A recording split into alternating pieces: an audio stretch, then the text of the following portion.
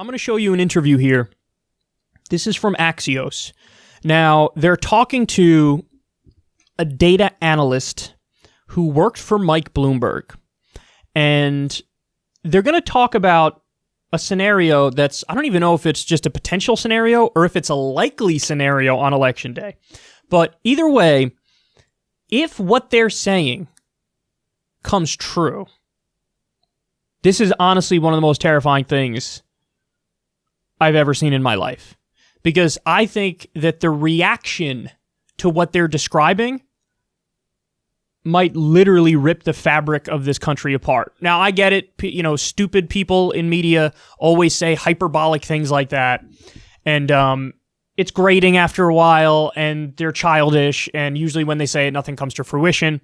Guys, I'm telling you, man. I'm telling you. Now, again, the source here, you could say, hey, this source is sketchy because it's like a, you know, it's like a data analysis group that does work for corporate Democrats. And so, you know, if you want to question the motivations as to why they're talking about this, fair enough. You know, let's hope that they're wrong in what they say here. I really hope that they're wrong. But I just want to give you what is a potential, if not likely, scenario on Election Day and the week after. Buckle up for this, man. Watch. A mirage, by definition, is something that appears to be there, but that doesn't really exist. And you have a model scenario called the red mirage. What does that mean?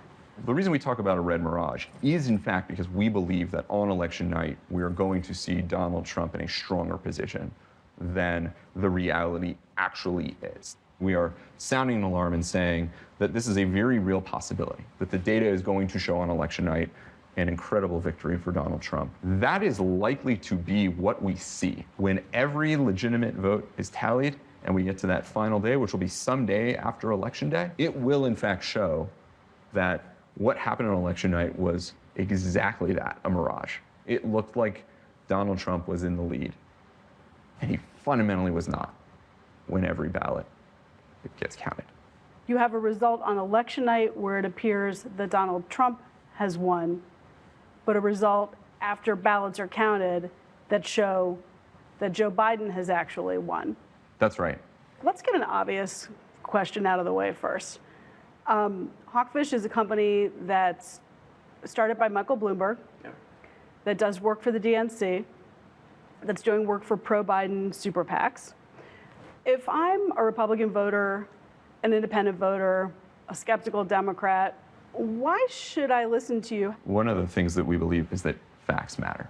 It's not about disinformation or misinformation or using fear as a tactic. There are objective truths in this world today.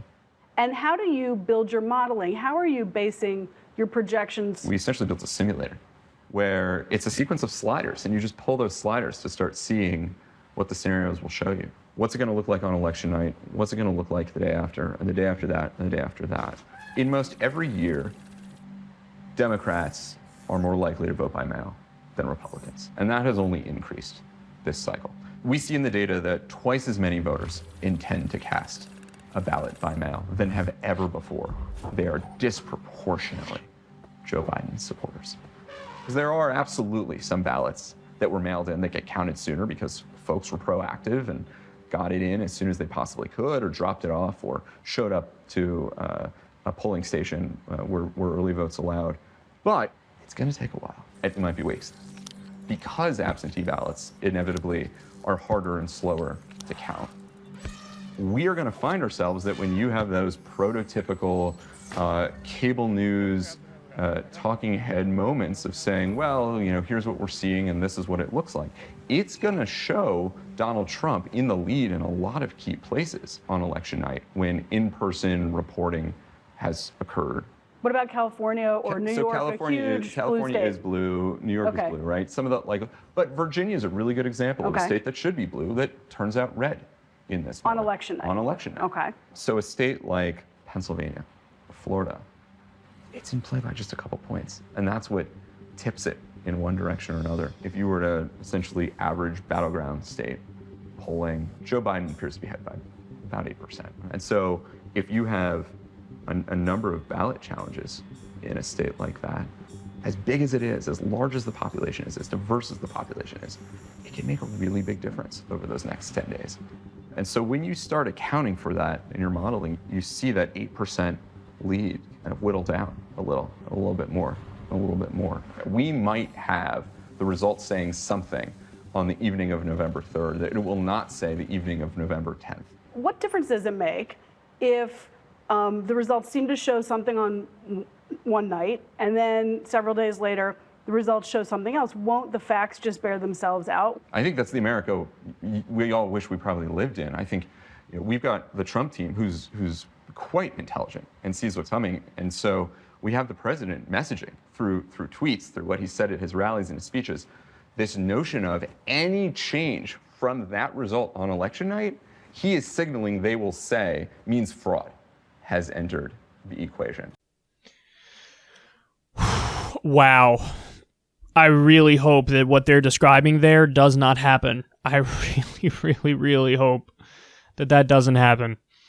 I was a kid when the 2000 election happened, and I remember in like the week after it when you had this, it was up in the air as to who won the election, and you had this scandal over Florida because of how they were counting the ballots, and there was this big thing about, okay, do you count the dimpled chads, the hanging chads? Because back then it was almost like, the way that you voted, you would like pull a lever and it would punch through a hole to show who you voted for, and like sometimes the dimple would only come off halfway, or it would just be, pushed in a little bit but not fully out. And so there were different potential ways of counting the vote, depending on what you include and what you don't include.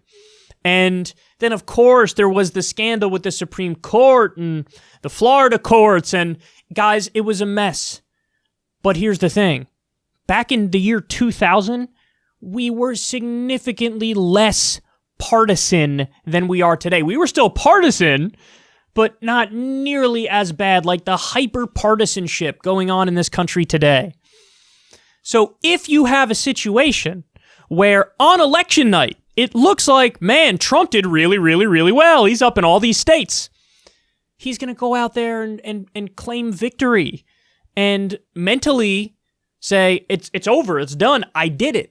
And then as more votes roll in, Biden makes up that difference. Because this happens, just so everybody understands, this happens on a state-by-state basis too, where the way that they count the votes, sometimes the votes come in from certain places which are more favorable to one of the candidates, so it could look like one of these candidates opens up a sizable lead, and then once all the votes are counted and the other areas come in, the other areas could be more favorable to the other candidate, and then they end up winning by a comfortable margin. Actually, in a way, this just happened recently with the way the votes were rolling in with Ed Markey and Joe Kennedy. For a minute, Joe Kennedy was up by a point or two, with like 7% of the vote being counted or whatever it was. But then as soon as the pro-Markey area started rolling in, he opened up a giant lead. But if you didn't know the way in which the votes were rolling in, it could almost look like a comeback victory for Ed Markey. What they're talking about here is a situation where Trump would be up big on election day, and then like as the days go by and more of the votes get counted, the mail-in votes get counted, then Joe Biden would take the lead. Donald Trump is already acting like mail-in votes equal fraud. Mail-in votes equal fraud. They're illegitimate. We shouldn't have it. He says this on a regular basis, trying to delegitimize the election results. And then if it unfolds exactly like they're describing here, oh my God, what a historic mess. And guys, we're watching this approach us in slow motion. Like we know on some level that this is probably what's going to happen. And then what do we do? When Donald Trump and the 35%, 40% of the country that is like super pro-Trump, when they all think that the establishment is stealing it from Donald Trump, what happens? What the hell happens? Jesus Christ. There's no way Trump is going to accept that. There's no way.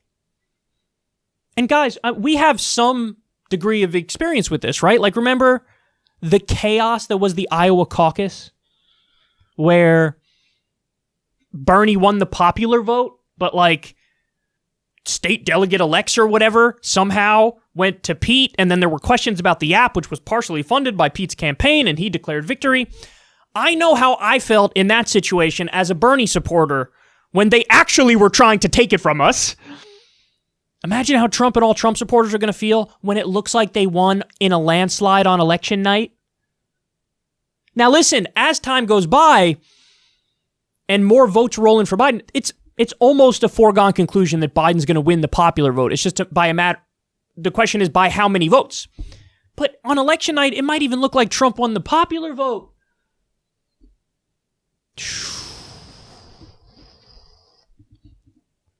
I really do fear what's going to happen. I swear to you guys, I really do. I mean, we're already seeing complete social unrest tied to a variety of issues, police brutality. You know, what happens in a situation like this, man? The country's already on the brink of falling apart.